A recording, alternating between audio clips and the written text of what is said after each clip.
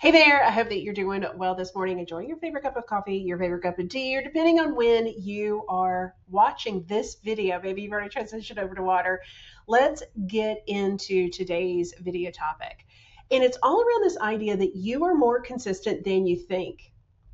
You're just not tracking. So here's the problem is that it's not necessarily that you're not consistent, it's you're not paying attention to what is working. Don't we always pay attention to the thing that we want to work, but we can't get to work? I think for me, like a story that comes to mind is I remember when at the very end of the sale, so I ran the seasonal children's consignment sale, and at the very end of the sale, you're literally exhausted. You've been working 12, 14-hour days, and at this point, everything has packed up. The consigners have come, they've picked all of their things up, and there's some stragglers. And there was this woman and she had a dress and she walked up to me and I was taking numbers off the table. It was probably at that point, it would have been like 8:30, 8:45 at night after working the event for 7 days. And she said to me, she was like, I can't find a dress. And I was like, okay, how can I help? And we continued to talk, and the thing that she said to me, it would have felt better had she sucker punched me than the words that she used.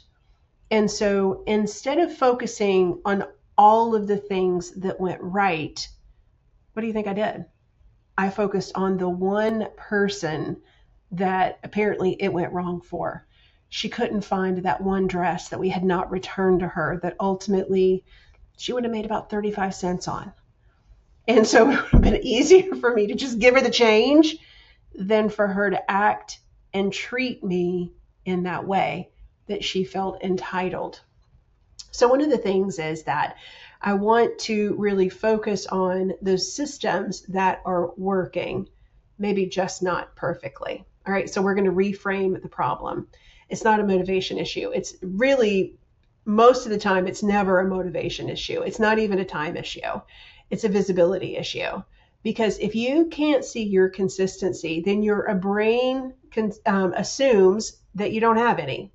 And so what did you do next? Let's start over Monday. Let's find a better system. Let's burn it all down and rebuild it again. I found that I was picking at things in my business so if you've not already, make sure you hop on over to that dashboard and look at your priority framework operating system. Where do I start? Step one. What do I do? Step one. Step one then leads to step two, that leads to step three. But in that process, that first step that you take, it's going to uncover the things that you keep picking at, that you don't need to pick at, that you don't need to worry about. So here's another real life example. So maybe you don't do your full routine every day this week, but you did check your calendar 3 times. You didn't plan your whole week, but you did decide your top priority twice. It's not failure. I don't really like to use the word failure. I always, and you'll hear me say this, area of opportunity.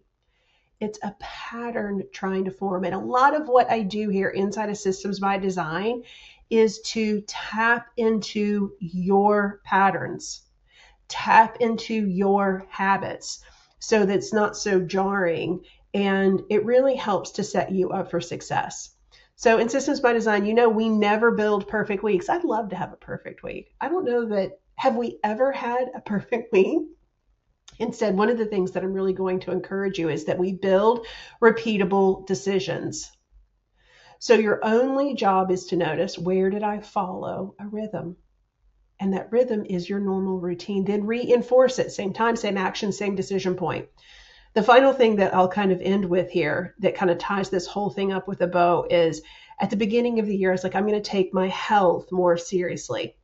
And one of the things that I did, so I'm a Peloton user, looked at the app. Last year, I did a total of 767 hours in 12 months. That's 13 hours. That's only an hour a month. I was embarrassed and I was ashamed. And I was like, that has to change. There are no excuses. My health doesn't wait.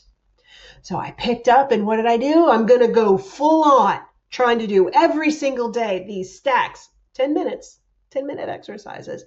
And I got through a couple, oh, this is amazing. I felt the dopamine, endorphins, like it's all popping, it's all hitting. And then it's like, I don't want to do that anymore. And it was like I was throwing a toddler tantrum, until I realized what time of day and not really investing in an hour-long workout would set me up for success. So I started small. Instead of doing an hour, which is what I started in January, this stack of different types of exercises, I'm going to do 3. I'm going to do a warm-up, I'm going to do a core, and I'm going to do a strength. And if I feel like it, I'll add a cardio. For years, I've really wanted to focus on these first 3. And I want to do these first 3 consistently. And so now, and I know like we're like what, mid-March? In February, with that program in mind, I had already crossed over 1,000 minutes. Same time, same action, same decision point. Previous 12 months, 13 hours. Right at a month and a half, over 13 hours exercise. Do the math. I'm a homeschooling mom. I don't like math. I don't do math. But I stopped redeciding. Same time, same action, same decision point. It's my system trying to surface now. That pattern that I'm tapping into. So I typically like to have a hard stop between 3 and 4. And so now that pattern that I've developed is that my body starts to want to do a warm-up, do a core, and do a strength. And I have been consistent. If you look at my Peloton, you'll see all the blue dots. I've been consistent now for, I think I'm on like a 6-week streak. And at minimum, I do 4 days a week. This week, I'm on track for 5. So I'm pre-recording this, obviously. And we're even traveling. So I'm getting up and doing it early. That's when you stop redeciding. That's when you start tapping into patterns. And you can do this inside of your business. So instead of asking yourself why I can't stay consistent, where was I consistent? Not even necessarily like this week. Where were you consistent this month? Even a little. Circle it, name it, repeat it next week, because each is a building layer that you can add on top and eventually accomplish your goal. It goes back to being better 1%. Can you get better 1% each and every day? And so now, I'm thinking about my 3 exercises, my warm up, my core, and my strength. I've bought some ankle weights now. I've actually tried Pilates. Oh my goodness. That is just, I can't even use words right now to describe that. And my my fun is the biking, which that used to be like the priority, the one thing. And now it's just getting to consistent 5-day weeks. And when I get to consistent 5-day weeks, then I'm going to stretch myself again. Which one am I going to increase? Probably my core. So instead of a 10-minute, now I'm going to do a 20-minute. But it's going to be small increments that I don't have to redecide. I'm leaning into the patterns. I'm not beating myself up, but the natural rhythm is creating consistency. Same thing can be true inside of your business. And if you need help with implementation, I don't know where we are with the number of spots. I typically have 10 spots each month. I don't know where we are with that right now. You'd have to look on the website to see how many spots are left.